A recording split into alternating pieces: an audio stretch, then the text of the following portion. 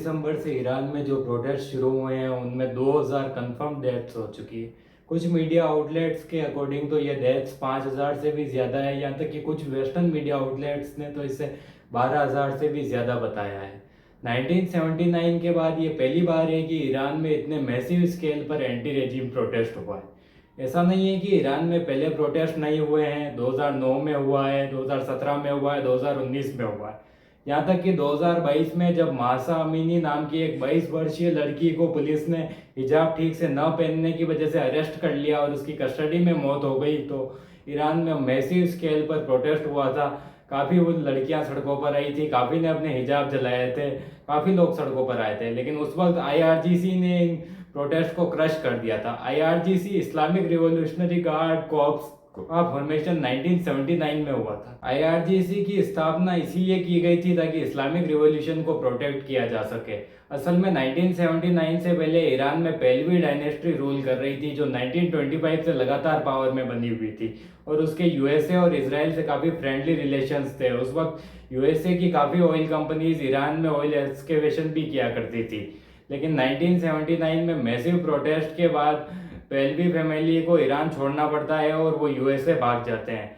और इसके बाद ईरान में एक नया सिस्टम लाया जाता है जिसके तहत ईरान को इस्लामिक रिपब्लिक ऑफ ईरान बना दिया जाता है और एक सुप्रीम लीडर की पोस्ट बनाई जाती है। पहले सुप्रीम लीडर बनाया जाता है आयतुल्लाह रुहुल्लाह खमीनी को, जो उस वक्त फ्रांस में बैठकर प्रोटेस्टर्स को गाइड कर रहे थे और मॉरल सपोर्ट दे रहे थे और उन्हें स्पीचेस देकर समझा रहे थे कि किस तरीके से काम करना है। ईरान में सुप्रीम लीडर के पास एब्सोल्यूट पावर होती है, वो जुडिशरी और लेजिस्लेचर सबसे ऊपर होता है, यहाँ तक कि वो ईरान के प्रेसिडेंट से भी ऊपर होता है और उससे क्लर्क की बॉडी चुनती है, मतलब जो धार्मिक लोग होते हैं उलेमा खासकर वो चुनते हैं। पहले सुप्रीम लीडर रुहुल्लाह खमीनी 79 से 89 तक ईरान को लीड करते हैं और 89 में उनकी मृत्यु के बाद अगला सुप्रीम लीडर बनाया जाता है आयतुल्लाह अली खमीनी को, जो अभी भी ईरान को लीड कर रहे हैं। और इस बार ये जो प्रोटेस्ट हो रहे हैं वो इन्हीं के खिलाफ हो रहे हैं। ये फर्स्ट टाइम है 79 के बाद कि सीधा सुप्रीम लीडर को टारगेट किया जा रहा है और ईरान में नारे लग रहे हैं मुल्लाज मस्ट लीव।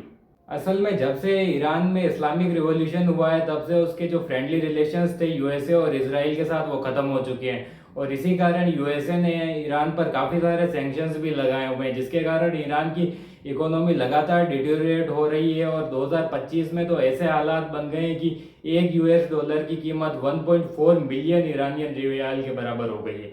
और इसी इकोनॉमी की खस्ता हाल से परेशान होकर 28 दिसंबर को कुछ दुकानदार अपनी दुकानें बंद कर देते हैं तेहरान में और प्रोटेस्ट करने निकल पड़ते हैं। और जब से ये प्रोटेस्ट की खबर वहाँ से फैलती है, धीरे धीरे पूरे ईरान में प्रोटेस्ट होने शुरू हो जाते हैं अली खमीनी के खिलाफ। लेकिन इस बार के प्रोटेस्ट में ऐसा खास क्या है, क्योंकि प्रोटेस्ट तो पहले भी हुए हैं, हर बार प्रोटेस्ट होते हैं लेकिन हर बार ईरान उन्हें दबा देता है। लेकिन इस बार प्रोटेस्टर्स को सीधा सपोर्ट मिल रहा है यूएसए और इसराइल से। इसराइल उन्हें मॉरल सपोर्ट दे रहा है और यूएसए के डोनाल्ड ट्रंप ने तो प्रोटेस्टर्स को सीधे मदद भेजने की बात भी कही है। To all Iranian patriots, keep protesting, take over your institutions if possible, and save the name of the killers and the abusers that are abusing you. You're being very badly abused. If the numbers are right now, I hear 5 different sets of numbers. I hear numbers, look, 1 death is too much. But I hear much lower numbers and then I hear much higher numbers. But I say save their names because they'll pay a very big price. साथ ही साथ Elon Musk की company Starlink के जरिए free internet सेवाएं भी उपलब्ध कराने की बात कही गई है ईरान में। I speak to Elon because, as you know, he's very good at that kind of thing. He's got a very good company, so we may speak to Elon Musk. And in fact, I'm going to call him as soon as I'm finished with you. असल में Iranian government ने पूरे Iran में internet blackout कर दिया है ताकि वो प्रोटेस्ट को कुचल सके और इसी कारण डोनाल्ड ट्रंप ने ये बात कही कि वो इंटरनेट सेवाएं उपलब्ध करवाएंगे ईरान में। अमेरिका के इन सारे एक्शंस के बाद रशिया भी हरकत में आया है और उसने कहा है कि अगर यूएसए ने कोई भी मिलिट्री इंटरवेंशन करने की कोशिश की ईरान में तो रशिया इसे बिल्कुल भी टॉलरेट नहीं करेगा। साथ ही साथ ईरान ने भी काफ़ी कड़े रिस्पांस दिए हैं। उसने कहा है कि जो भी रीजनल बेस है मिडिल ईस्ट में यूएसए के, वो सीधा ईरान के टारगेट पर हैं और अगर ईरान में कोई भी हमला होता है यूएसए के द्वारा तो वो अपनी मिसाइल्स के जरिए इन बेसेस पर अटैक करेगा।